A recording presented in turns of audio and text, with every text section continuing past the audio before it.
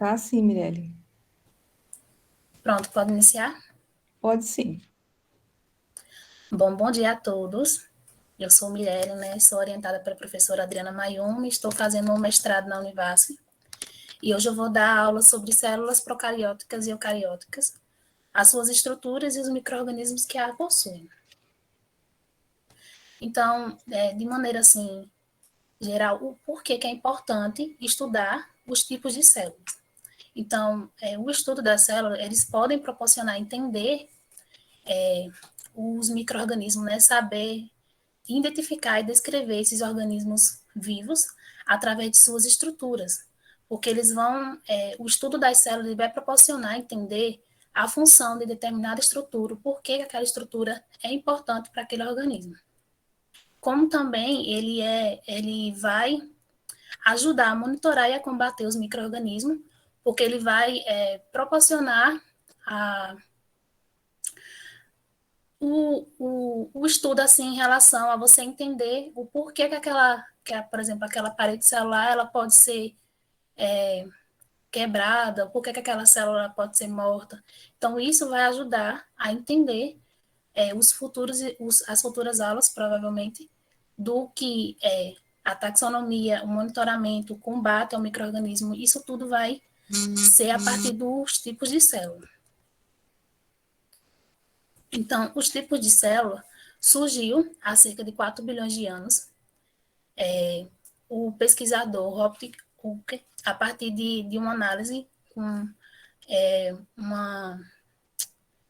uma cortiça, né, que são aquelas que colocam em vinho, esqueci o nome em si, ele, a partir da análise desse material, ele conseguiu observar pequenas células, que na época ele deu o nome de caixas. Então, com isso, ele conseguiu, a partir disso, com um microscópio de lente simples, conseguiu observar que possuía aquelas pequenas estruturas ali naquele objeto. Então, quando ele utilizou um microscópio mais elaborado, ele conseguiu observar as primeiras células. Então, que condiziam, né, na época, a partir do avanço da tecnologia relacionada ao microscópio, com a célula procariótica. Então, a partir então do avanço da tecnologia, eles conseguiram observar dois tipos de célula, que são as células procarióticas e as células eucarióticas. E, de acordo com essa foto aqui ao lado, né, ao lado direito, Carl Rose, em 1999, classificou essas células, que é a nova classificação que é utilizada atualmente, em 3 domínios, que ele classificou essas células a partir da análise do RNA ribosomal. Então, ele classificou em 3 domínios, que são as bactérias, as arqueabactérias e as eucariontes. Então, as células procarióticas, elas fazem parte de ter 2 domínios, né, que são as bactérias e as arqueabactérias, e as células eucarióticas fazem parte do domínio eucário. Então, essas duas células possuem algumas similaridades, que que é constituir, né, a célula em volta por membrana,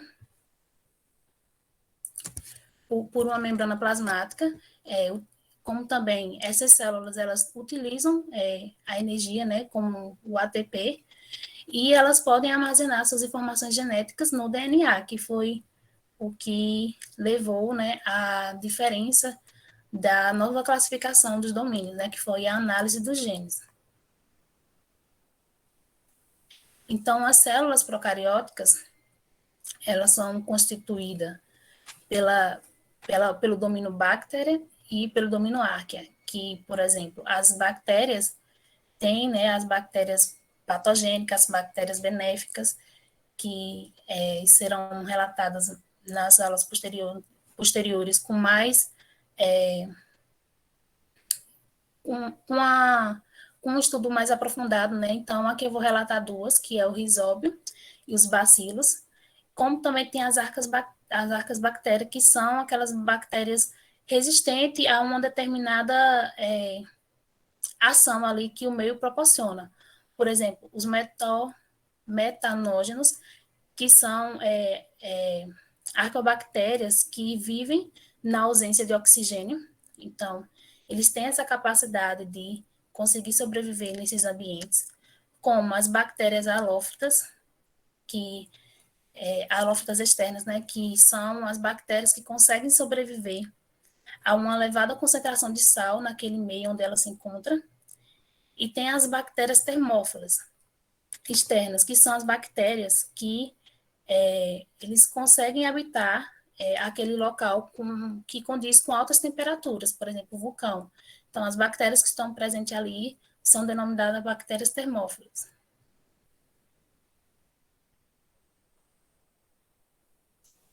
Então, as células procarióticas, elas são células com ausência de carioteca e ausência de organelas, ou seja, a carioteca é o núcleo, né?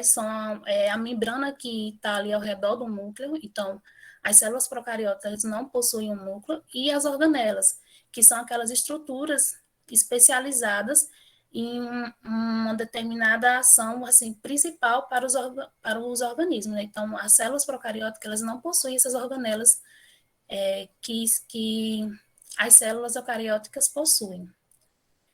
Como também não tem um DNA organizado, né, um DNA verdadeiro, porque as células procarióticas elas possuem apenas uma fita de cromossomo e ela está ali constituída ali no meio sem ter algo que a proteja, como as células eucarióticas possuem um núcleo, né? Todas as células, quer dizer, a maioria das células procarióticas, elas são envoltas por parede celular e podem conter ou não uma cápsula, né, que é uma camada de açúcar ali ao redor dessa, dessa célula, né, que pode influenciar ou não, por exemplo, na sua ação patogênica. Então, as células procarióticas, de maneira geral, elas não possuem carioteca nem organelas, são estruturas que podem ou não conter cápsula e que, na maioria das vezes, na maioria das células, possuem parede celular, né? Só tem algumas exceções que não contêm parede celular. O seu tamanho em relação às células eucarióticas é bem inferior, aonde é cerca de 0,2 a 2 micrômetros de diâmetros e de 2 a 8 micrômetros de comprimento. Então, falando um pouco sobre a cápsula, que é uma estrutura externa à parede celular, porque as células procarióticas, elas podem ser, as suas estruturas podem ser classificadas como estruturas externas à parede celular e estruturas internas à parede celular, sendo assim a parede celular como aquela estrutura principal ali que influencia na divisão da classificação das estruturas. Então, a cápsula é uma estrutura externa à parede celular, que pode ser também conhecida como glicocálice, que é uma estrutura, que é uma membrana ali, um revestimento de açúcar ao redor da parede celular. Sua composição pode variar, depender da espécie, então, dependendo da espécie, a composição química vai variar. É uma camada viscosa que é vista na célula, e essa cápsula, ela protege as células patogênicas da fagocitose pela célula do hospedeiro, ou seja, protege a sua célula em relação a algum rompimento, alguma barreira que a célula do hospedeiro pode favorecer, né? Então, aqui tem uma imagem mostrando como é que é visto no microscópio a cápsula. Mirelle, só deixa eu acrescentar um ponto, né?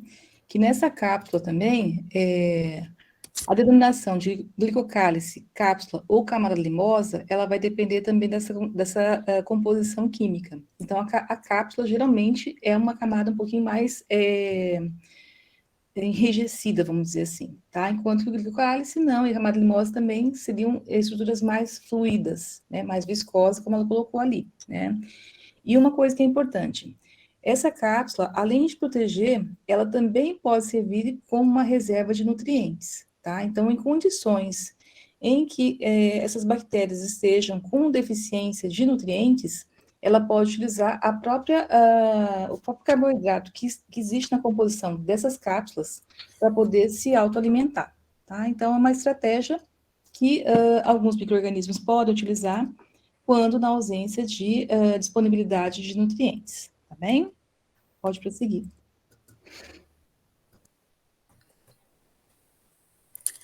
Bom, os flagelos também são uma estrutura externa à parede celular. Os flagelos, eles um longo apêndice filamentoso que contém nas bactérias, né, aonde também pode não ocorrer em algumas bactérias, e é chamadas de artríceas, que são as bactérias que não possuem esse flagelo. Então, o flagelo, ele pode ser de duas maneiras, né, peritríqueos, que são distribuídos ao longo de todas as células, como é visto aqui nessa imagem. Podem ser polar, ou seja, eles podem ser encontrados em uma das polaridades da célula ou nas duas polaridades da célula procariótica, como é visto aqui, por exemplo, os lofotríqueos, que possuem os flagelos na parte polar, uma região polar apenas, porém com vários flagelos, como também os onotríqueos, que são um único flagelo em uma única região polar, ou os anfitríqueos, que são os flagelos que possuem nas duas polaridades da célula, como é observado aqui nessa imagem. Então, os flagelos procarióticos é uma estrutura semirrígida que move a célula por rotação do corpo basal. Então, o flagelo na célula procariótica, ele ocorre da seguinte maneira: ele movimenta a célula girando o flagelo apenas ali naquela polaridade. Então, a célula ela só gira ali em relação ao eixo, e com isso consegue fazer com que a célula consiga se movimentar para frente, né? Que consiga com que ela com que ela se propele, ou seja, ela se movimente para frente. Por exemplo, já os flagelos eucarióticos, como vocês vão ver mais adiante, que eu vou relatar, eles não têm esse mesmo movimento que as células procarióticas têm. Então, uma diferença em relação aos flagelos procarióticos e eucarióticos é o movimento em que ele atua na célula, que faz com que a célula se movimente. As fibras são apêndices semelhantes ao flagelo, né, só que eles são mais curtos, retos e finos, como é possível observar aqui, ó, na imagem. O flagelo ele é bem longo e as fibras são curtas, estão ali presentes, né, na cápsula, e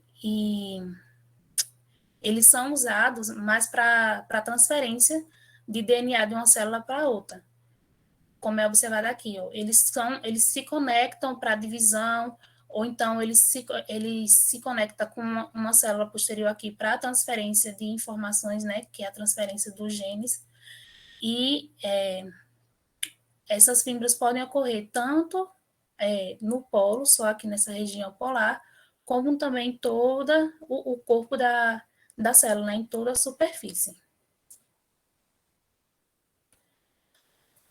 O file, que é como se fosse as fibras e ao mesmo tempo flagelos, com a diferença que eles são mais longos que as fibras, mas eles não têm a mesma função do flagelo, porque eles têm a função de se associar a uma célula ou a uma estrutura que vai proporcionar a transferência aqui de DNA, né? Então, a FIL, ela é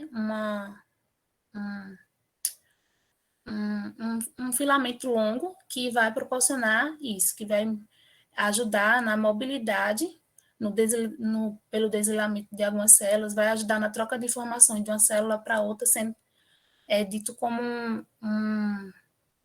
um filo sexual, né, que transmite as informações.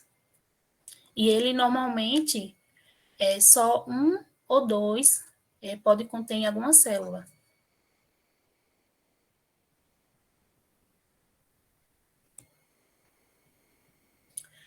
Pronto, já a parede celular das células procarióticas, elas são uma estrutura complexa, semirrígida, e é responsável pela formação da célula.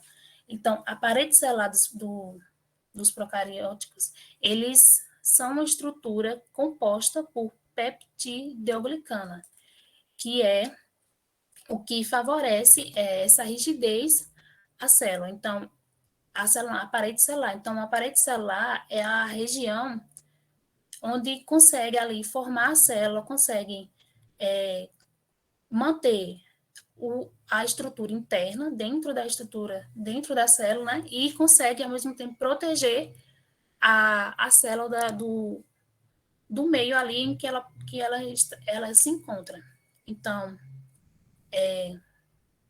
sua composição química também pode variar a depender do tipo de célula, onde pode variar tanto a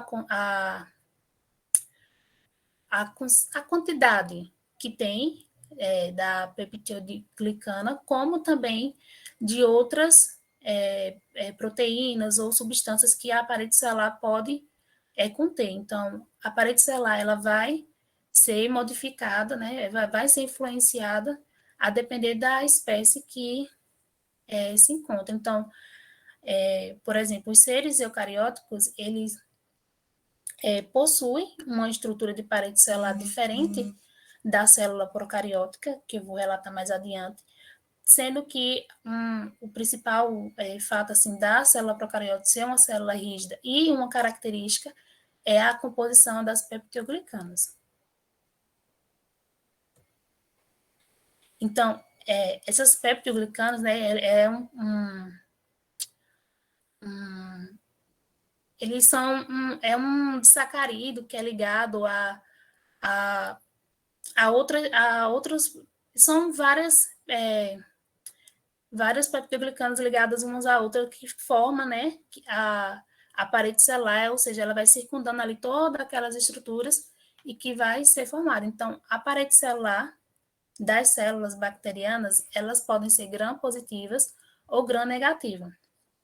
Na maioria das células gram-positivas, a camada de peptidoglicana é bem espessa. Então, é uma camada que proporciona rigidez à célula, com cerca de 90% de composição da parede celular das células gram-positivas são as peptidoglicanas. Além disso, as gram-positivas possuem os ácidos teóicos, ou seja, que são um álcool e um fosfato que fornece uma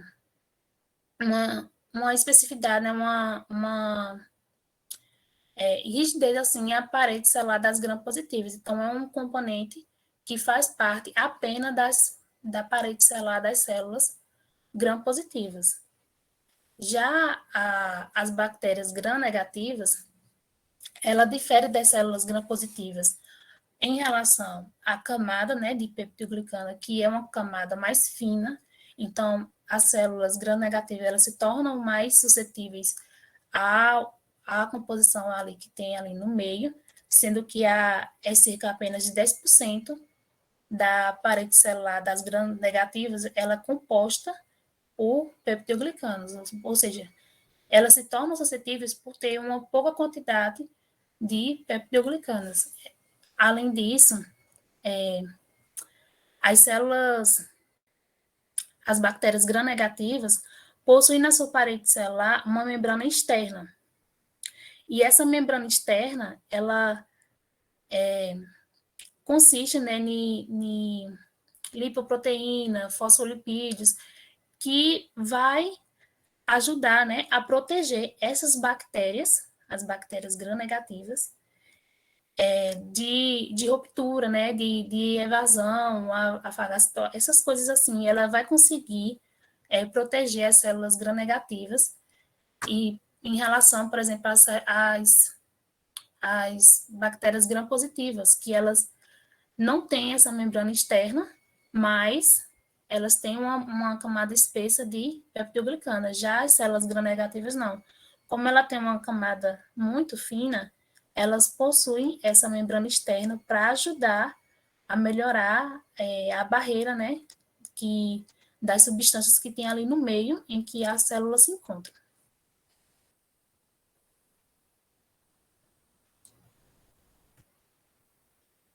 Então, a parede celular das células gram-positivas, como é visto aqui nessa imagem, que foi tirada de um TCC de Andrade, da UFJ.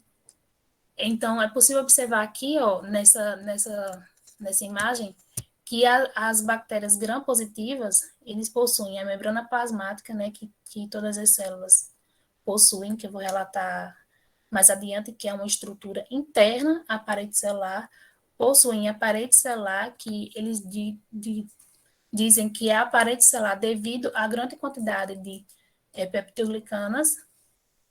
Já as bactérias gram-negativas possuem a membrana plasmática, como todas possuem, né? Porém, eles colocam aqui periplasma, ou seja, é a região que contém uma pouca quantidade de peptidoglicana, como também contém uns espaços, e a membrana externa, que é o que ajuda, né, a bactéria, que ajuda a célula a não se romper, né? É uma proteção aqui voltada às bactérias gram-negativas.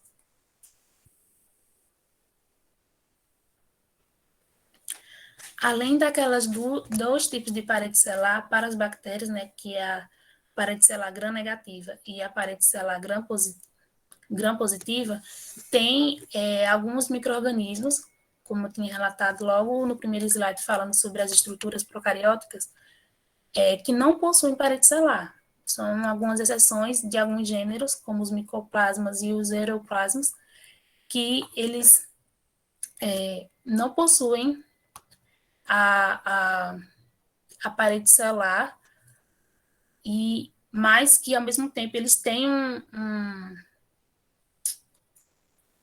como é? Esqueci o nome. Uma membrana plasmática mais resistente ao meio. Como também tem outras células que possuem pouco material da parede celular, como o gênero das micobactérias, que possuem uma pouca quantidade de peptidoglicana, mas que, ao mesmo tempo, eles não são isentos da parede celular, eles só têm as mesmas coisas que tem na parede celular, só que em concentrações menores. Então, por exemplo, gêneros das microbactérias, né, eles são uma parede celular que são álcools e ácidos residentes. Então, eles conseguem, a partir de alta concentração de ácido, a partir de uma alta concentração, eles conseguem ter um... Como é que diz? Conseguem prevenir a entrada de outros materiais. Então, o ácido málico, na parede celular dessas células que possuem pouca quantidade de peptidoglicanos, por exemplo, eles conseguem ser um ácido que proporciona uma resistência maior a essas células. Então, eles previnem a entrada por exemplo, do corante, que proporciona a coloração das bactérias gram-positiva e gram-negativa. Então, ele é resistente, mas, ao mesmo tempo, tem-se como é? Outro algo que ele consegue penetrar nessa parede e consegue formar as cores, né? Que proporciona a identificação dessas células que são atípicas, né, que elas têm pouco material da parede celular. Então, as bactérias com álcool e ácido resistentes, elas podem ser coradas com a carbofluciana, por possuírem uma camada fina de peptidoglicana.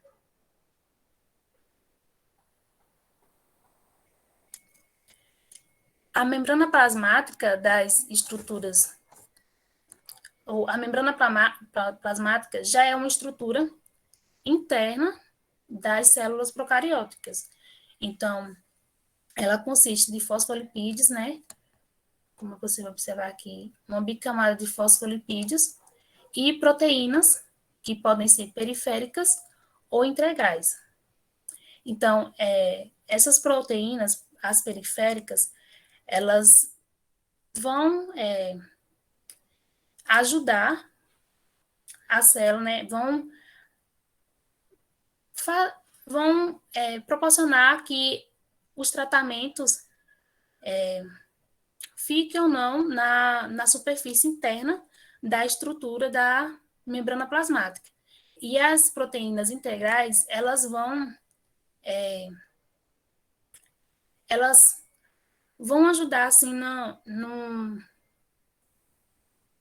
na membrana plasmática a remover aquelas estruturas. Então, elas são mais suscetíveis, por exemplo, ao uso de detergente do que as proteínas periféricas, que elas estão ali tanto na superfície interna ou externa. Já as integrais, elas sempre estão ali mais superficiais e elas podem ser removidas com facilidade. Então, saber, né, o tipo de proteína que aquela célula possui vai ajudar a combater determinado micro-organismo que tem essa célula procariótica com essa estrutura.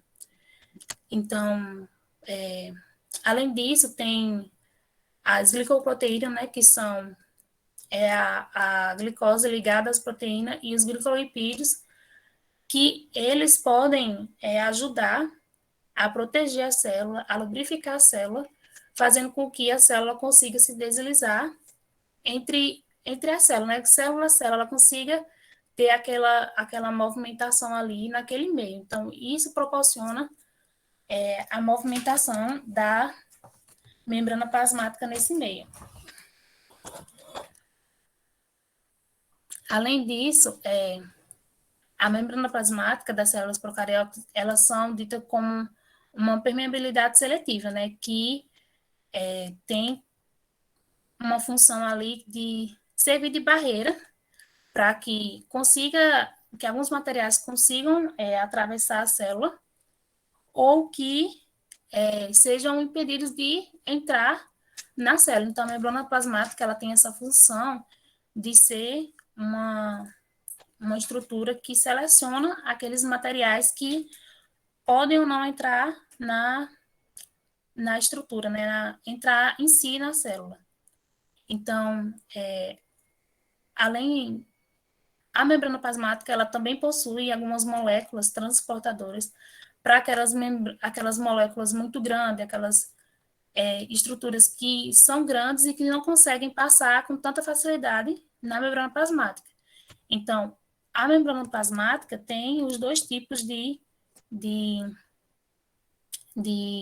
transporte, né? O passivo e o ativo. Aonde o passivo tem, né, a difusão simples, a difusão facilitada e a osmose, que, por exemplo, a difusão simples, ela vai proporcionar ali o equilíbrio do meio onde a célula está com o que tem dentro da célula. A facilitada, que vai usar aquelas proteínas que ajudam a degradar alguma parte da molécula, que vai torná-la simples e ela vai conseguir passar. Então, esse processo ativo, ele é a favor do gradiente, né? Ele consegue sair de um meio para o outro sem precisar que a célula gaste energia, né? Gaste ATP. Então, o processo passivo é isso, é a passagem das proteínas, das moléculas, do meio ou de outra célula para a célula em si, né, sem que ocorra o gasto de energia.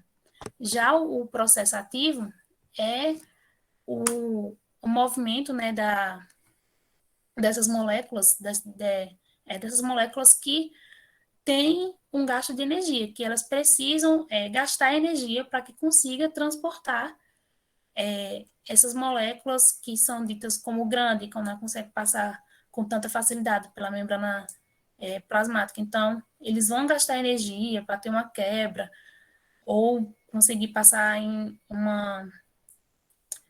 é que se diz? Uma concentração maior. Essas moléculas, então, eles vão ter um gasto de energia. Então, pode ser tanto o transporte ativo, que a célula utiliza, né, a energia e vai pegar a substância de um meio e vai conseguir atravessar a membrana plasmática, e podem ser o transporte ou a translocação de grupos, que esse tipo de transporte, né, esse tipo de transporte ativo só ocorre nas células procarióticas, que vai pegar uma substância ali que está contida e vai conseguir transportar através da membrana uma grande quantidade dessa substância, né? Ou seja, é uma translocação em grupo. E é apenas encontrada nas células procarióticas. Além disso, as células procarióticas, elas podem romper com facilidade, né? A partir do uso de álcools e de e de polímeros, que são as polimix, essas coisas assim, que podem proporcionar a ruptura da membrana plasmática das células procarióticas.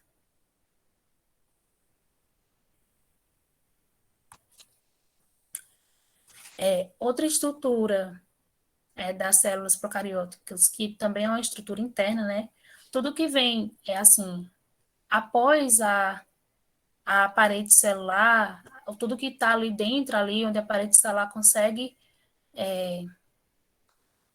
segurar, vamos dizer assim, consegue ali manter, são estruturas internas. Então, o citoplasma também é uma estrutura interna, e ele é uma substância da célula, né, no interior da membrana plasmática, então ele está após a membrana plasmática. Ele é composto por cerca de 80% de água, mas também possui proteínas, lipídios, carboidrato e outros. É um meio aquoso, né? Espesso, pode ser semi-transparente. Então, o citoplasma ele está ali após a membrana plasmática, e é onde se encontra assim todos as próximas estruturas, tanto voltada à célula procariótica, né? Como as estruturas que vão ter nas células eucarióticas. Então, é o local onde se encontra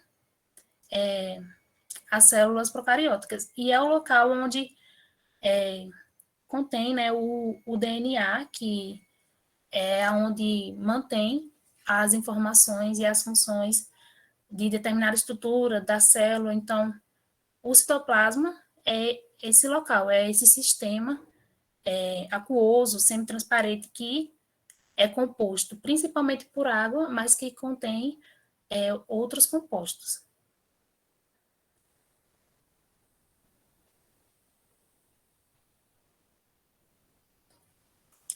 Então, a região do nucleóide, né, que é o nucleóide, contém uma única molécula longa de DNA, né, da fita de DNA, que tem uma frequência arranjada de forma circular, que é conhecido, então, como os cromossomos bacterianos.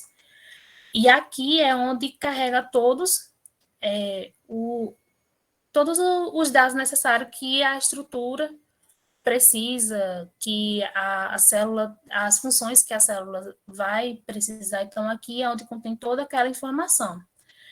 Então, quando a bactéria está no seu ápice de desenvolvimento, os nucleóides nessa região aqui, ela é cerca de 20% do volume que a bactéria possui. Então, quando ela está no seu desenvolvimento, ali no ápice mesmo do desenvolvimento, essa região aqui é cerca de 20% de toda aquela bactéria, de toda aquela célula. Além disso, tem os plasmídeos, né, que são pequenas moléculas de DNA que são circulares e que elas também possuem algumas informações, como, por exemplo, proporciona a resistência a antibióticos, eles podem ser como é? O plasmídio, ele é uma molécula que tanto proporciona resistência, como podem obter algumas informações, e ele está ali, no citoplasma, não necessariamente na região do nucleóide, mas ele contém ali no citoplasma, e está como se fosse de maneira livre, situado ali, né, em toda aquela região do citoplasma. Já os ribossomos, eles são um local, né, de síntese proteica, composto de subunidades, como proteínas e o RNA ribossomal.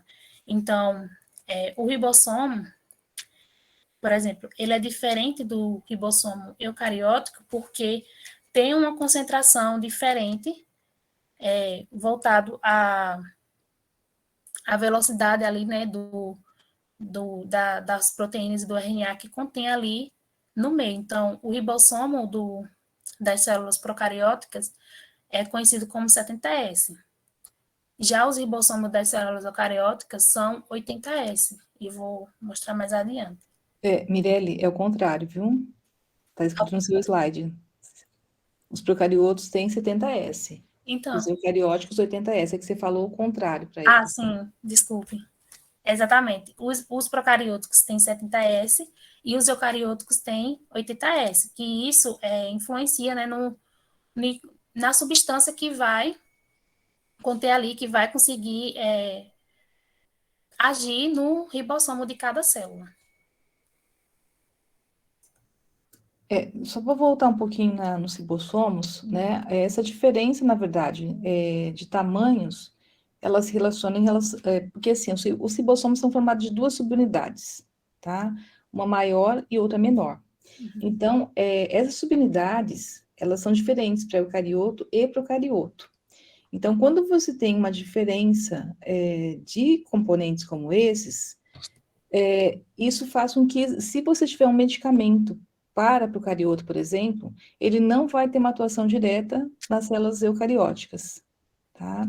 Então, alguns antibióticos que são formulados para bactérias, elas atuam em nível de síntese de proteína, porque elas agem especificamente para as bactérias, não vão ter atuação sobre as células eucarióticas do ser humano ou de outros animais, tá? Então, cada vez mais se busca medicamentos que possam ter uma atuação específica em componentes que somente uma das células, dos organismos alvos possuem, tá? Então, por isso da importância também da gente entender as diferenças entre as células procarióticas e eucarióticas, né? Então, dentro dos procariotos, a gente tem as bactérias, mas dentro dos eucariotos, a gente tem uma série de organismos, né? Incluindo os fungos, que podem trazer algum tipo de patogenia aos animais, tá? E os animais têm as células eucarióticas iguais a esses fungos.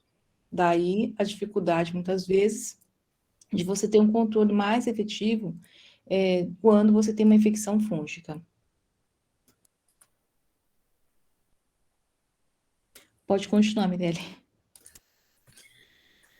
Bom, tem também outras estruturas, né, como as inclusões e os endosporos. Então, as inclusões são um depósito de reserva ali, onde a célula estava em um meio que continha determinado micro-organismo em uma grande quantidade, então eles fazem essa reserva, e quando eles estão em um local que não possui esse nutriente, ele consegue utilizar esse nutriente através dessa reserva, que são as inclusões, né?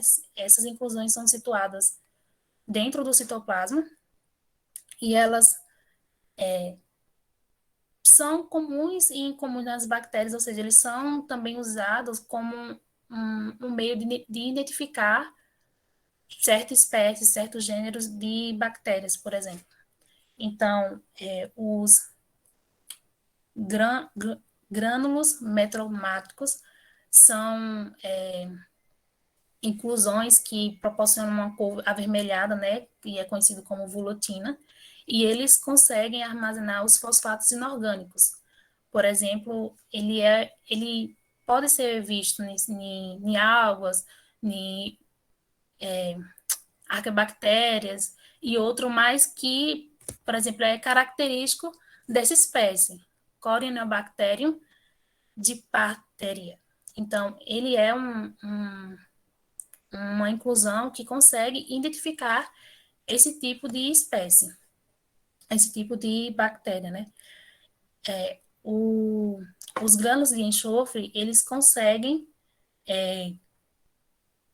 reservar esses enxofres a partir da oxidação do enxofre, quando ele estava em um meio que continha grande quantidade de enxofre, então ele consegue oxidar esse enxofre e armazenar, e é uma característica dos gêneros de diabácidos. Já os magnetossomos são inclusões que conseguem armazenar o óxido de ferro, né? Então, quando ele continha uma grande quantidade de ferro no meio, ele consegue armazenar. E esse tipo de inclusões são bastante característicos de células gram-negativas, como é que você vai observar aqui nessa imagem, uma célula gram-negativa que contém os magnetossomos.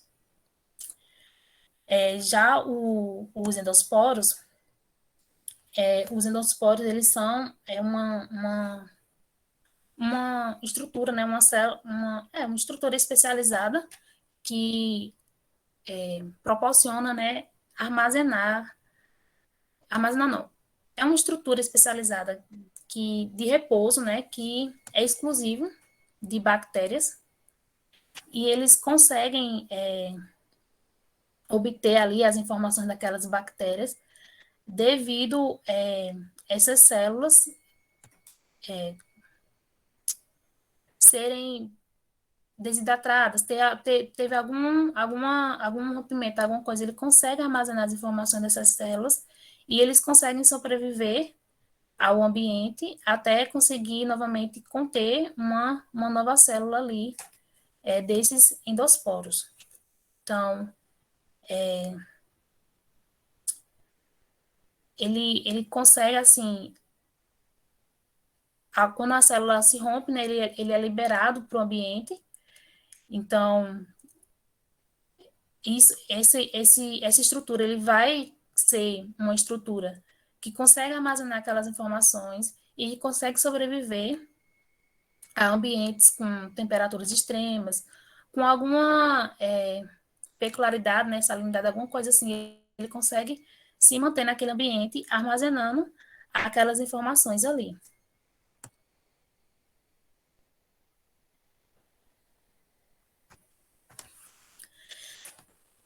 Além disso, além das estruturas que as células procarióticas têm, tem as formas com que elas podem ser visualizadas, né, serem encontradas. Por exemplo, tem os cocos, né, que é dito como frutificação, que são células normalmente esféricas, mas também pode ser um pouco ovais, um pouco alongadas, mas que são principalmente estruturas assim redondas, né, arredondadas, são células arredondadas que normalmente podem ser encontradas só um, mas quando vai ocorrer a divisão celular, né, a célula ela pode se manter de várias maneiras. Por exemplo, os diplococos, que são duas estruturas juntas, duas células aqui que a parte da divisão ficaram unidas. Então, é uma característica da Neisseria, do gênero, né? Tem também as tetrades, que são a divisão que proporcionou com que a célula ficasse com 4 estruturas. Já os telafilococos, que são a divisão que proporcionou com que ficassem com várias estruturas ali presas, em desordens, que várias células ali juntas, né, e que não estão, por exemplo, em 4, nem em 2, por exemplo, eles têm uma grande quantidade, mas que permanecem juntos ali no meio, né, então essas células são células de coco, estafilococos, e, por exemplo, tem a espécie Staphylococcus, que tem por característica esse tipo de célula. Tem as células Streptococcus, que são essa divisão que ocorreu, né? Mas que as células, elas conseguiram se manter juntas, mas que como se fosse uma cadeia, né? Elas se mantêm ali de maneira linear, como se fosse uma linha, mas que tem várias células juntas uma da outra, como os Streptococcus. E as sarquinas, que são as estruturas, né, que se dividiram, ficaram ali unidas, mas que formaram ali uma grande aglomeração ali dessas células, e a característica da espécie metanosacina.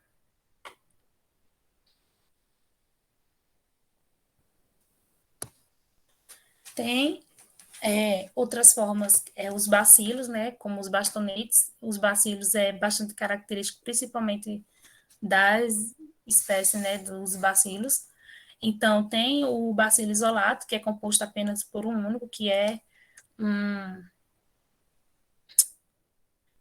uma estrutura, assim, alongada, que proporciona, né, a divisão apenas pelos poros, né, da célula. Então, quando ocorre essa divisão e as células se mantêm unidas em 2, são conhecidas como diplobacilos. Quando elas se mantêm em 3, são conhecidas como streptobacilos. E quando essas células se dividem, mais que elas é como se ficasse uma dentro da outra, assim, bem próxima mesmo, e a divisão fica assim, essas protuberâncias aqui são conhecidos como os cocobacilos. Tem as formas espiral, né, que são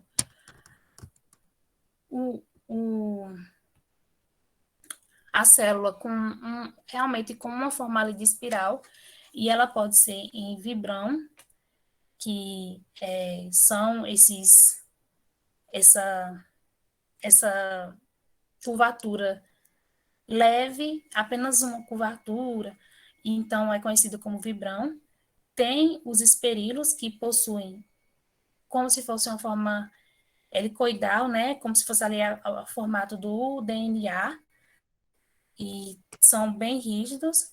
E tem as espiroquetas, que são outra forma de espiral, né, que é uma forma bastante helicoidal, só que é uma estrutura bem flexível, e então é conhecido como espiroqueta.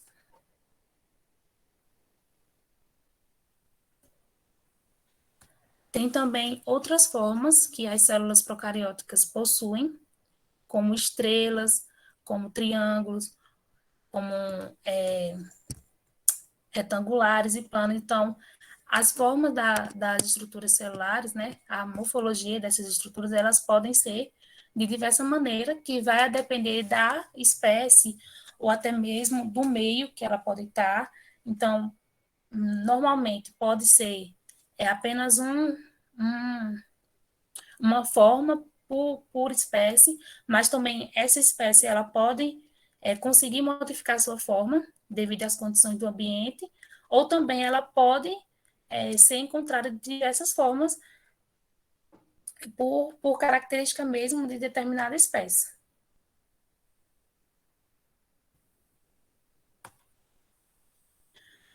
Então, alguém tem alguma dúvida sobre as células procarióticas?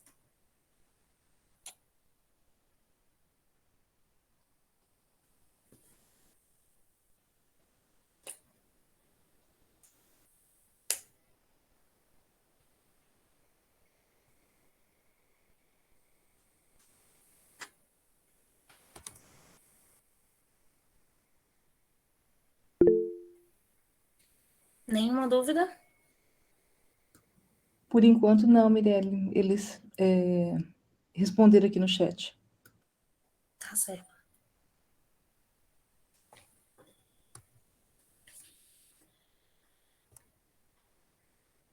Bom, então vamos iniciar o estudo, né, sobre as células eucarióticas. As células eucarióticas, elas constituem o reino fungi, o reino plantar, o reino animal, o reino protozoa e o reino cromista, né? São os fungos, as águas, as plantas, os animais. Então, essa célula, ela constitui praticamente boa parte, assim, do que a gente consegue, por exemplo, no nosso corpo, visualizar, assim, de maneira mais fácil, né, sem ser os micro-organismos, mas também ela é bastante encontrada nos micro-organismos, como, por exemplo, os fungos, né? Então, essa célula eucariótica, ela pode ser tanto uma célula animal, como uma célula vegetal.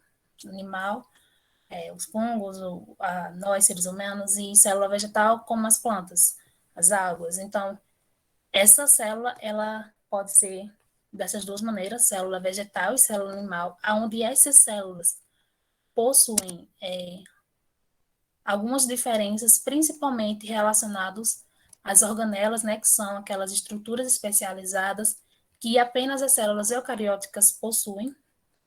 Então, por exemplo, a célula animal, ela sempre tem, por exemplo, a organela lisossomos, enquanto que a célula vegetal pode conter, mas normalmente não tem. E, por exemplo, a célula vegetal sempre possui a parede celular, o que a célula animal não possui. Então, essas diferenças, principalmente relacionadas às organelas, faz com que tenha, né, a divisão da célula vegetal e da célula animal.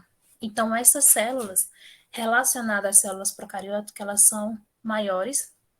Por exemplo, as células procarióticas eram de 0,2 a 2 micrômetros, né, de diâmetro, e as células eucarióticas, elas têm de 10 a 100 micrômetros de diâmetro. Então, elas são uma célula extremamente maior relacionada às células procarióticas e possui, né, como diferencial, principalmente as organelas, que são essas estruturas especializadas que estão no citoplasma, que faz com que cada estrutura ele consiga ali, ter uma função que vai ajudar no desenvolvimento melhor, assim, da, do, da divisão celular, da manutenção dessa célula. Então, são essas organelas que fazem a diferença entre a célula procariótica e eucariótica.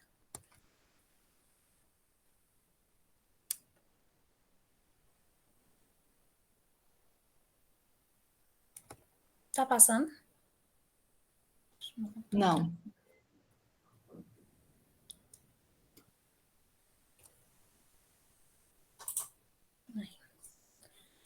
Passou. Então, os flagelos, né, que podem conter nas células eucarióticas. Os flagelos são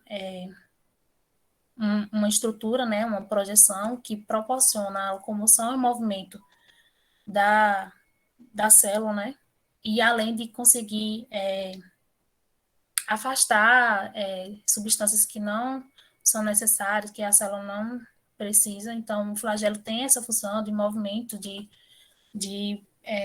conseguir afastar determinada substância. E esses flagelos eles são ancorados à membrana plasmática e tem, né, um corpo basal que consiste em microtúbulos. Então, os flagelos das células eucarióticas e procarióticas tem essa função, né, de movimentar a célula, mas que para a célula eucariótica, o movimento é diferente. Eles não se movimentam rodando a célula assim, eles se movimentam ondularmente. Então, uma diferença bem característica de um flagelo eucariótico para um flagelo procariótico é a maneira com que o flagelo se movimenta. Como é possível observar aqui nessa imagem, ele se movimenta ondulamente. Já, por exemplo, como mostrei na imagem dos flagelos procarióticos, eles se movimentam rodando assim. Então, uma diferença bem característica é esses movimentos. E os cílios são essas projeções também, né, da, são essas projeções, só que são mais curtas do que o flagelo, são como se fossem realmente vários cílios que tem na célula, mas que não são mais relacionados à troca de alguma informação, quando tem uma célula ao lado, mas não tanto relacionado ao movimento.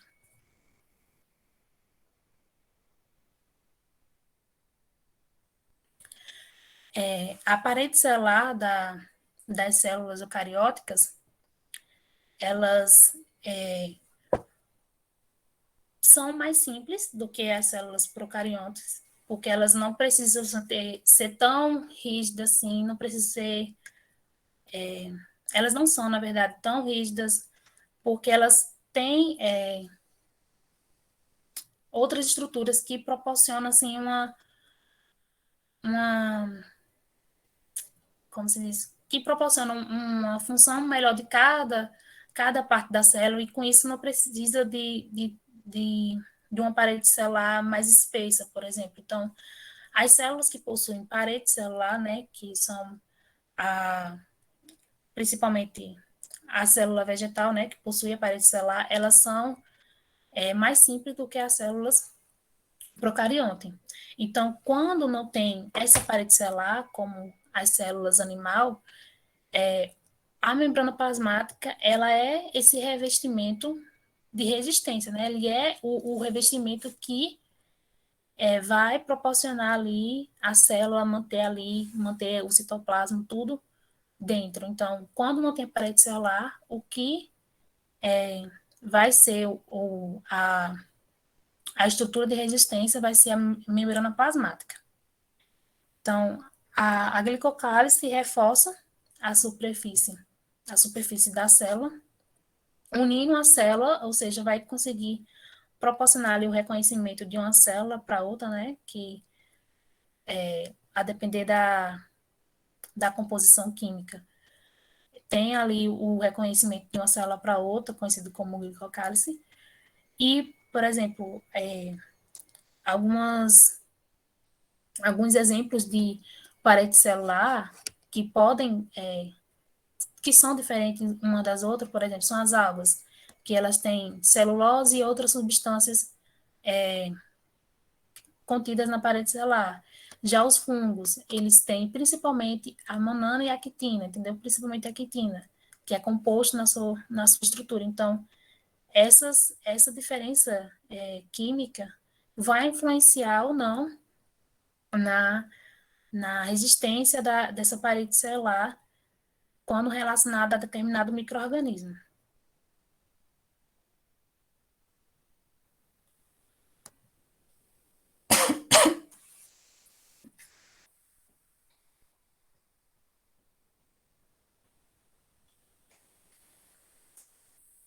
Bom, a membrana plasmática, sendo também uma estrutura, né, que contém ali nas células procarióticas, então elas estão em ambas as células. Nas células eucarióticas, a membrana plasmática ela é bem similar às células eucarióticas, mas que tem, né, uma diferença principalmente nos tipos de proteína que possuem ali no meio, como também podem conter carboidratos e esteróides que os esteróides, né, são esses lipídios mais complexos, que proporcionam, né, ali a resistência da célula, que não vai fazer com que a célula ela se rompa, né, que ocorra a lise. Então, tem essas diferenças nos tipos de proteína, na composição, tanto carboidrato como esteroides, a depender da célula eucariótica, né, se é vegetal ou animal. Então, essa membrana plasmática, ela é bem similar, só que possui essa diferença na sua composição. Então, a, a, a membrana plasmática, né, eucariótica, ela, como eu tinha relatado anteriormente, ela não ocorre a translocação em grupo, né, que é o que é característico das células procarióticas. Então, ela não ocorre essa translocação em grupo, né, conseguir a passagem, né, de várias moléculas, né, para dentro da célula. Então, ela tem a endocitose, que é um segmento que tem na membrana plasmática e que faz com que as partículas que estão ali ao redor dessa célula consigam entrar para dentro da célula, né? Então, essa endocitose é o que vai proporcionar com que a célula consiga pegar essas estruturas que não passam pela membrana plasmática para dentro da célula, né? Essas moléculas grandes, por exemplo. Então, tem dois tipos de endocitose, que é a fagocitose, que são projeções celulares, por exemplo, aqui nessa imagem, são as projeções andulares, né, que são denominadas aqui pseudopodes, que essas projeções aqui, eles vão conseguir pegar a partícula que está ali no meio, ou a partícula sólida grande ali no meio, e que eles vão englobar essa partícula e vão trazer para dentro da célula. E com isso, vai fazer com que ocorra, né, a destruição dessa célula dentro da membrana plasmática, que ocorra, consiga quebrar essas estruturas que estão ali ao redor, dentro da membrana plasmática, consiga envolvê-las para dentro, né? Já a pinocitose, como é vista aqui essa imagem ao lado, elas dobram-se para dentro da membrana plasmática, tá vendo? A fagocitose, ela vem por fora, formando essas projeções, e a pinocitose, ela vem como se fosse formar umas projeções, né, uns orifícios dentro da membrana plasmática. Ela consegue fazer esse movimento e com isso ela vai conseguir pegar as partículas juntamente com o líquido que tem ali no meio, né? Ou seja, ela vai pegar o fluido extracelular que está ali e vai englobar esse fluido e vai trazer para dentro do citoplasma, né? Onde vão ser utilizados, onde vai ocorrer a quebra aqui, né? Vai ser dissolvida essa substância que contém essas partículas e o líquido da membrana. Então, essas duas diferenças aqui, onde um pega a parte sólida e o outro pega tudo que ali possui na extremidade ali da membrana plasmática, então eles conseguem trazer para dentro, né, trazer para o citoplasma, e com isso vai conseguir obter as informações, ou então vai conseguir obter a quebra. Por exemplo, a pinocitose é uma forma que proporciona a entrada de patógenos, como o vírus. Ele consegue, devido a ele pegar todo o fluido que está ali, ele vai englobar, por exemplo, o vírus, e o vírus vai entrar aqui na célula, né, da célula eucariótica, de animal, enfim, e vai proporcionar ali aquela doença, aquela determinada doença. Então, isso é um meio aqui de proporcionar a doença naquela determinada célula, né? Os citoplasmas são substâncias no interior, né, da membrana plasmática, são após a membrana plasmática, como também ocorre nos procariontes.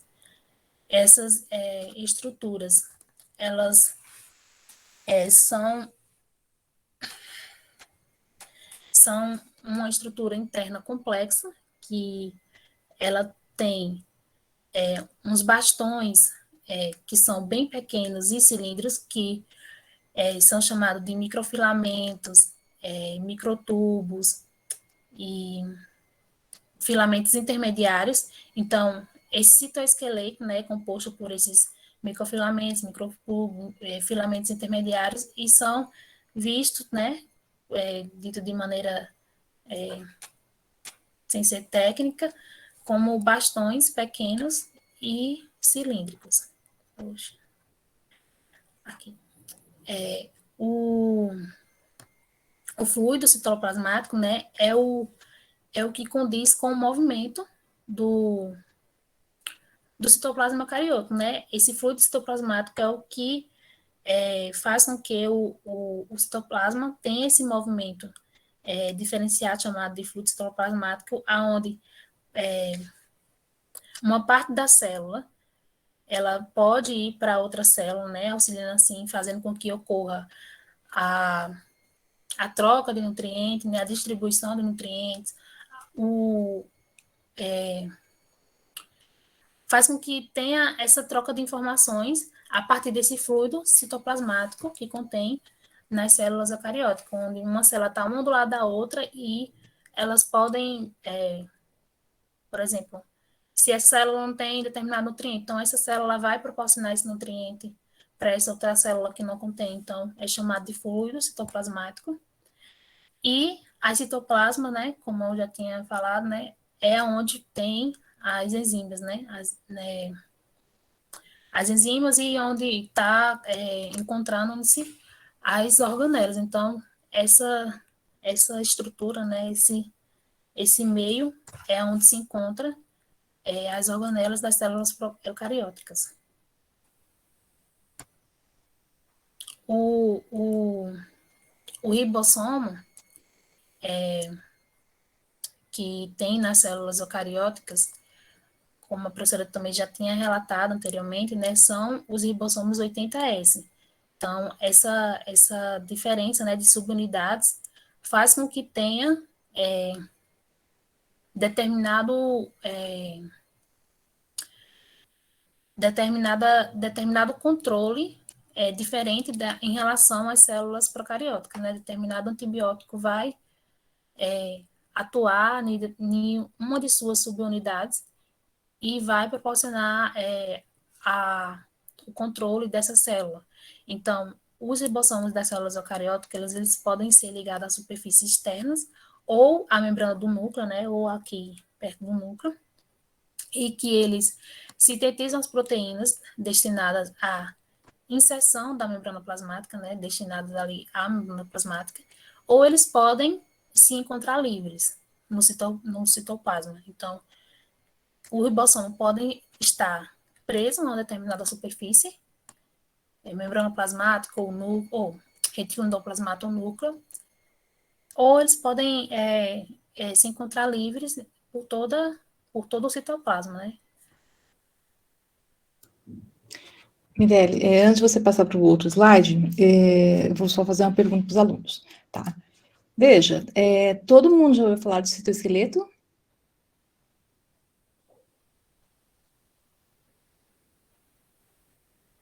Todos já ouviram falar sobre citoesqueleto? Thalita?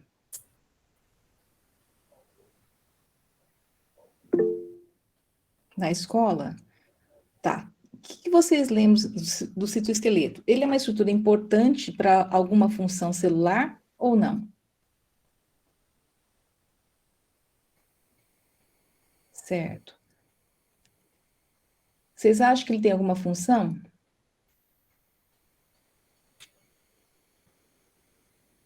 Vocês pagaram também biologia celular no primeiro período do curso, né? Onde vocês viram mais a parte de células eucarióticas, tá? Aí eu estou perguntando se vocês se lembram né? Qual é a função do citoesqueleto?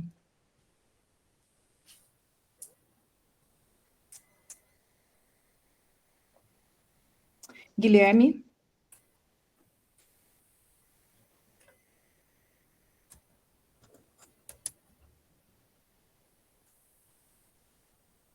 Tá, Thalita respondeu que dá sustentação. Brenda também respondeu que acha da sustentação. Exatamente, ele dá, o formato, na verdade, da célula também é auxiliado pela presença do citoesqueleto. Ele faz uma organização das organelas dentro da célula. Então, as organelas não estão nadando ali livremente, né? E sem uma localização que possa ser rearranjada por esse citoesqueleto, tá? E bactérias? Células procarióticas possuem citoesqueleto? O que vocês acham? O que vocês aprenderam sobre isso? Ou o citoesqueleto é uma estrutura específica de células eucarióticas? O que vocês acham?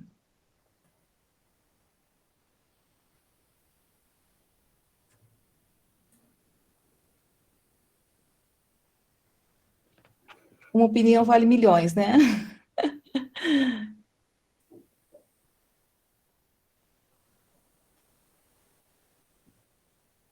Alguém se lembra alguma coisa do ensino médio?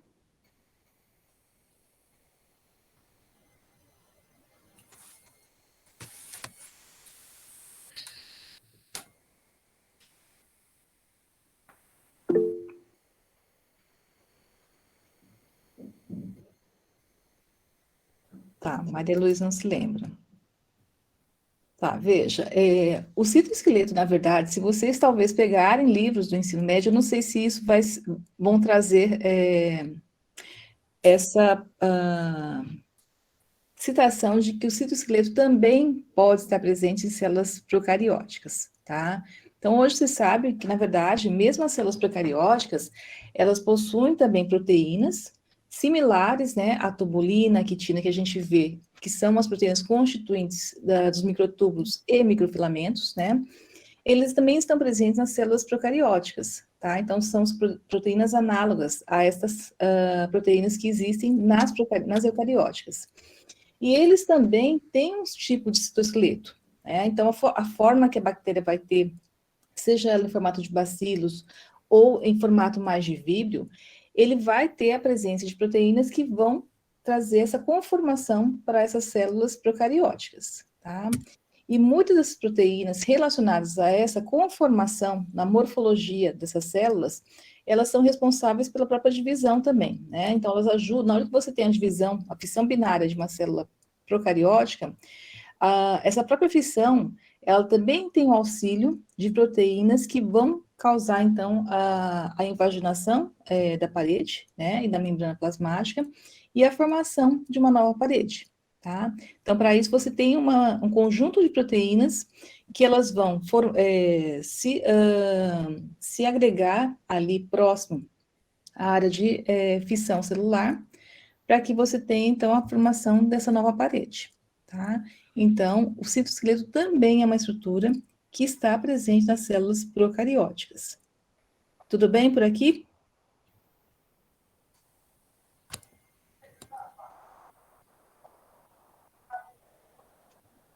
Pessoal? Ok, então. Pode prosseguir, Mirelle.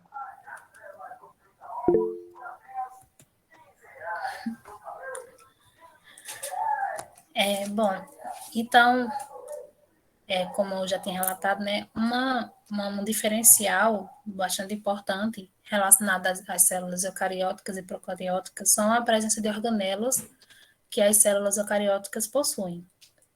Então, essas organelas são estruturas que têm um formato, têm uma função específica a determinada ação, né, que ele vai ter ali naquela célula.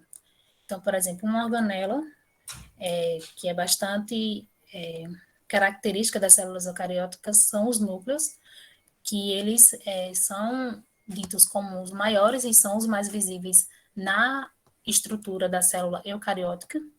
Eles contêm, né, o DNA, né, contém ali o cromossomo dentro desse núcleo de maneira organizada, E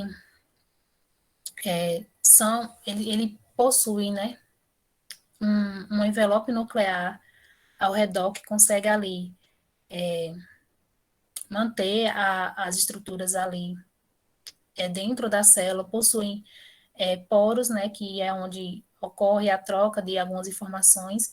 Então, o núcleo é uma célula bastante característica das células eucarióticas. É uma organela bastante visada, né, quando se fala de célula eucariótica.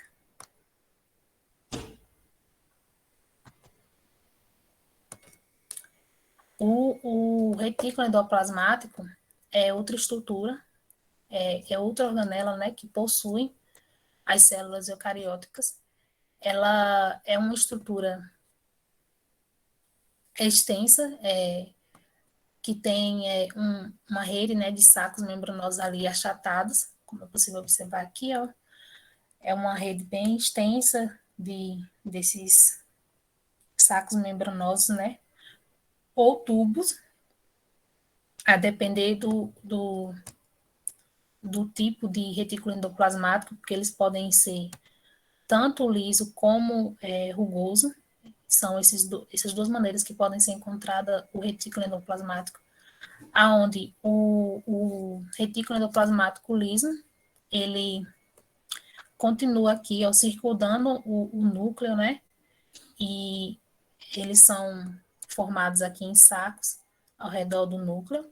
E o liso, que ele vem se estendendo aqui depois do ribossomo rugoso, e que são, assim, esses tubos, né, membranosos aqui abaixo, com uma forma, né, uma morfologia um pouco diferenciada do retículo endoplasmático rugoso. Então, a diferença aonde cada um se situa, né, que um é após que o retículo rugoso, retículo endoplasmático rugoso é após o núcleo, e o retículo endoplasmático liso continuando aqui depois do retículo endoplasmático rugoso, como também sua estrutura, né? Sua formação é um pouco diferenciada, onde o rugoso são sacos membranosos achatados e o liso são tubos membranosos, né? Que possuem após então essas duas estruturas elas formam o retículo endoplasmático, que tem como função produzir e enviar proteínas e lipídios para as demais células, né, para o núcleo, por exemplo. Então, ele tem essa função aqui, de produzir e enviar esses lipídios. O complexo de Golgi, ele transporta as proteínas que o retículo endoplasmático rugoso produz para outras células. Então, ele é responsável, né, por transportar essas proteínas, ou seja, ele vai modificar as moléculas celulares e enviar esses materiais de dentro, de fora da célula, de dentro da célula para fora, ou seja, ele vai conseguir mandar essas proteínas que é produzida em uma célula para outra célula.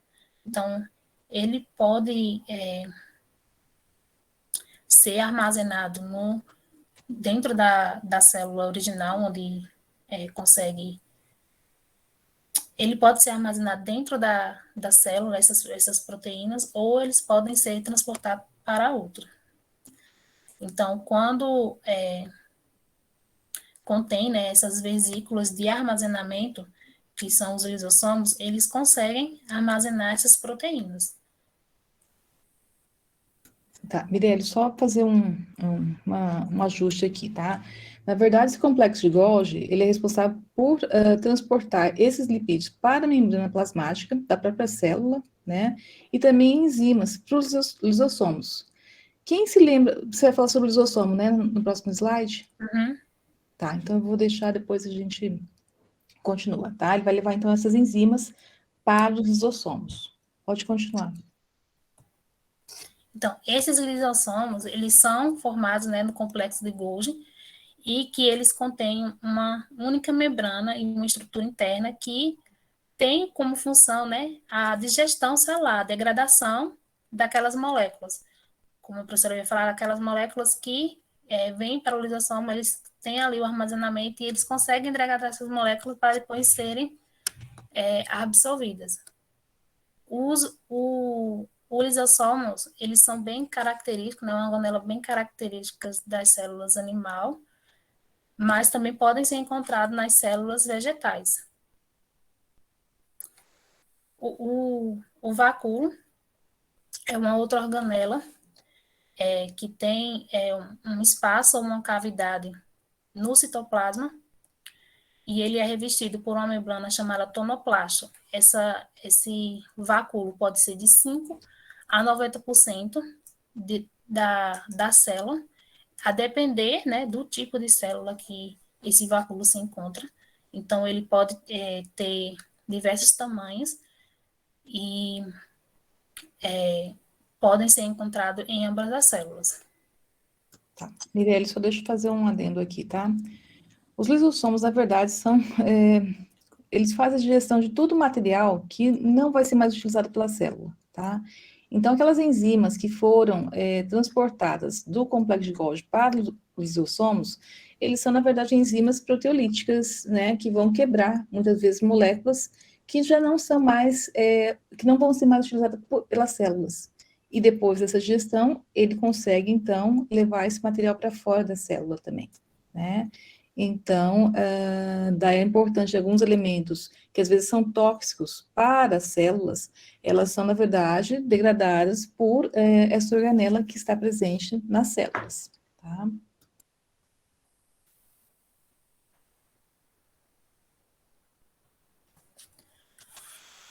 Bom, as mitocôndrias são outras organelas que é considerado, né, o gerador da célula, porque tem um papel fundamental na produção de ATPs, né, que é onde algumas proteínas, elas fazem parte, né, aqui da respiração celular, e que essa respiração celular, ela vai produzir, né, os ATPs, então, estão aqui localizados, por exemplo, na cristas, e isso vai proporcionar com que ocorra a produção de ATP, que vai vão ser os ATPs que serão gastos, por exemplo, pela membrana plasmática, quando ele vai conseguir absorver, ou outras estruturas que a célula possa precisar de energia, né, da produção de ATP. Então, a mitocôndria, né, ela tem várias etapas e estão envolvidas na respiração celular da célula. Aqui é possível observar nessa imagem, né, uma célula vista, uma mitocôndria vista no microscópio. Então, é possível observar a matriz, as cristas, a membrana interna, a membrana externa. Tudo isso aqui faz parte das mitocôndrias. Os cloroplastos, que são uma organela exclusiva, né, de águas e plantas, porque eles contêm ribossomos e enzimas que estão envolvidas na síntese proteica. Então, eles são bem característicos, porque eles são que proporcionam, né, a absorção de, de, de energia, né, de luz, e que vai influenciar por exemplo, na cor da, da planta. Então, os cloroplastos, eles estão presentes principalmente nas águas e nas plantas.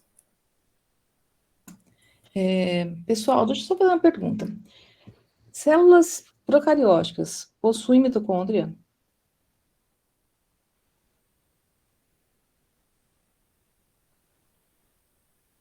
Mirelle já falou sobre células procarióticas. Quero saber se vocês estão atentos.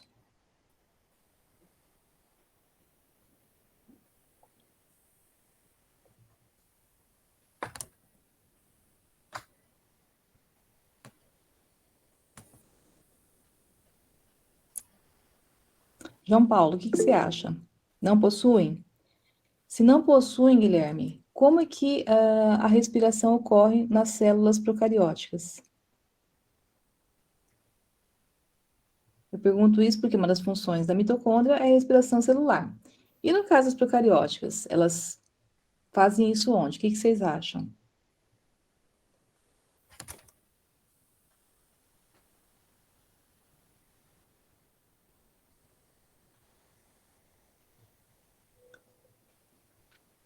Tá, então veja.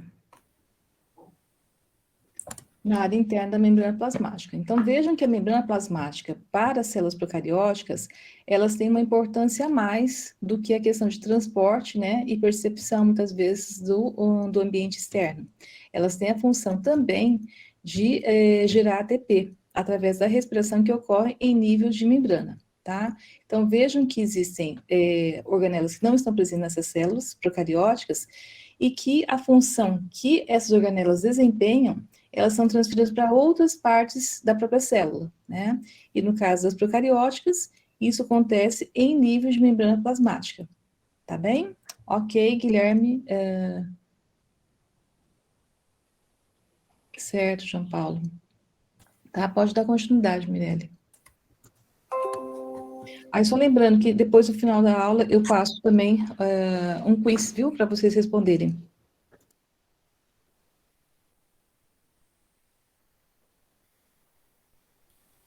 Bom, os peroxomos são estruturas similares, né, aos lisossomos, né, que proporcionam a quebra de algumas enzimas. Então, eles são menores, eles podem conter uma ou mais enzimas capazes de oxidar, principalmente, por exemplo, os aminoácidos e os ácidos gráficos. Tem os citrossomos, que são localizados próximo ao núcleo, que consistem em dois componentes, né? A área pericentral e os centríolos, como é possível observar aqui, os centríolos, essa área pericentral, enfim.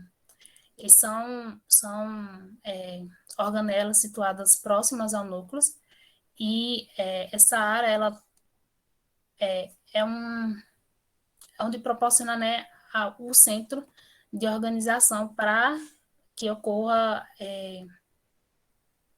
o papel da divisão celular, né? O papel relacionado à divisão celular. Então, é na formação, assim, desses microtúbulos que está envolvido essa divisão celular.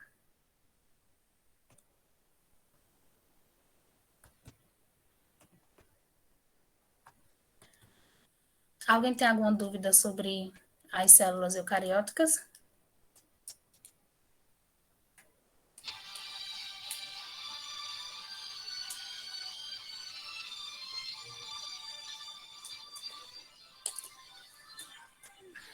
Todos entenderam tudo, tanto relacionado às organelas como as outras estruturas das células?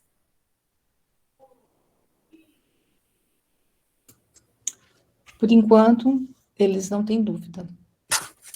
Então, essa imagem aqui é como se fosse uma revisão, né, um resumo sobre as células eucarióticas e procarióticas, voltando assim relacionado aos domínios, né, que é o domínio árquea, o domínio bactéria e o domínio eucário. Então, esses dois domínios aqui, eles possuem células procarióticas, como é possível observar aqui. Tipo de células são as células procarióticas. O diferencial entre um e outro, por exemplo, a parede celular, pode variar na composição, pode conter ou não contém peptidoglicana, né, as arcabactérias, que são, por exemplo, aqueles exemplos que eu dei de alguns gêneros que não possuem parede celular, ou então as bactérias, né, que contêm a peptidoglicana, que são que proporcionam a resistência ali da parede celular, que podem ser uma camada espessa, né, por exemplo, para as bactérias gram-positivas, como pode ser uma camada fina, que são para as bactérias gram-negativas, lembrando, né, que as bactérias gram-negativas, elas possuem ali uma membrana externa, né, que vai ajudar, né,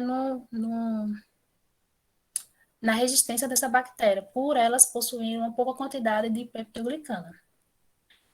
Os lipídios da membrana das arcas-bactérias, eles são compostos de cadeia de carbono ramificadas, ligadas ao glicerol e ligadas ao éteres. E, como também, né, é observado nas bactérias. Então, em comum entre elas aqui os lipídios, né, que possuem aqui na membrana. Tem como é que se diz, uma informação aqui que eu não relatei, que em relação às arqueas-bactérias e arqueabactérias e as bactérias, o primeiro aminoácido que sintetiza, que na síntese, né, de proteínas, por exemplo, para arqueas são as metioninas e para as bactérias são formilmetionina, ou seja, essa diferença aqui de aminoácido é o que influencia, né, por exemplo, na estrutura que cada um possui, a diferença na estrutura que cada um possui, onde eles não têm parede celular, mas têm uma membrana para conseguir obter determinada resistência, onde outros, eles possuem parede celular, possuem uma composição do citoplasma diferente uma da outra, então isso tudo influencia nesse aminoácido. Tem também, né, relacionado aqui, a sensibilidade aos antibióticos. Então, as arcas, elas são mais resistentes do que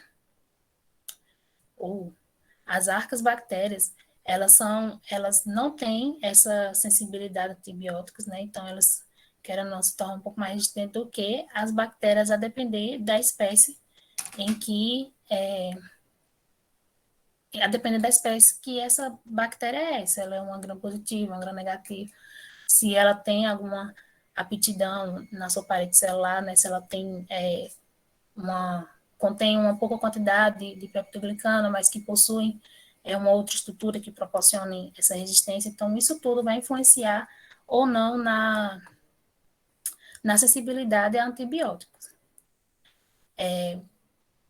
Aqui é uma informação que provavelmente vocês vão entender mais nas próximas aulas relacionado à alça de RNA, né, que uma é ausente, outra é presente, ou seja, que uma tem essa alça de RNA e a outra não, e o braço comum do RNA é a tradução do RNA, né, que uma é ausente e a outra não. Então, essas informações aqui, provavelmente vocês vão entender melhor, né, nas aulas que serão voltadas a cada domínio, e em relação ao domínio eucário, né, que são os fungos, as águas, os protozoários, os animais e as plantas, como a gente já observou, né, são células eucarióticas que, na sua parede celular, sua composição pode variar, contendo carboidrato, contendo os esteróides, né, que são aqueles lipídios que proporcionam uma resistência ou não às células. Nos lipídios da membrana também tem o composto de cadeia de carbono linear ligadas ao glicerol por ésteres. O primeiro aminoácido, né, da síntese proteica é a metionina, parecido com as arcas-bactérias, e eles são ausentes, né, na sensibilidade a antibióticos, não possuem ácido de RNA e tem o braço do RNA presente. Então, essas informações, elas são, assim, essenciais para entender um pouco sobre os tipos de célula, o porquê que é dividida em domínios, né, na nova classificação. Então, isso tudo influencia nessas informações que é necessário obter para conseguir entender com o estudo, nas próximas aulas, por que que uma célula é mais, por que que uma bactéria é mais resistente do que outra, por que que uma célula é mais resistente do que outra, por quê? Porque uma espécie tem uma célula, a outra tem outra célula, então isso tudo influencia tanto para a pessoa entender qual antibiótico usar para combater, como também para entender o porquê da classificação ser assim, entendeu? Então, isso tudo, os tipos de célula, o estudo do tipo de célula influencia nesse entendimento.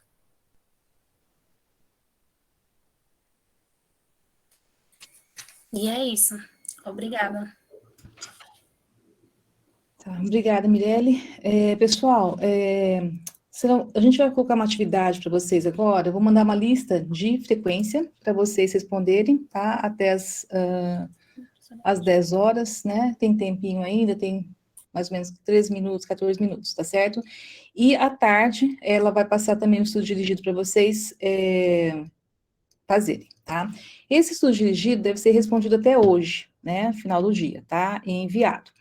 Amanhã, o que vai acontecer? Ela vai colocar o gabarito desse estudo dirigido e vocês vão treinar um pouquinho a habilidade de fazerem a autocorreção e a correção de uma do estudo dirigido recebido de algum colega, tá certo? Então, para isso, a gente vai trocar esses estudos dirigidos entre si, né? Para que vocês também possam exercitar a correção, tá? Em função do gabarito que vai ser disponibilizado. Depois disso, vocês vão ter um prazo para mandar essas correções, né, e autocorreção, né, em função do gabarito, e Mirelle vai avaliar, né, verificar essas correções. Bom, se a correção que vocês fizerem do colega, ou a de vocês estiverem errado, vai ter também redução na nota, tá certo? Então, tentem exercitar essa possibilidade de começarem a fazer e aprenderem a fazer a correção em si. Tá bem assim? Bom, pessoal, acho que era isso, né? Se alguém tiver dúvidas, né, vocês vão colocando dentro do formulário da plataforma do Classroom. Professora, Oi? a Brenda não entendeu. Ela disse que a internet dela travou.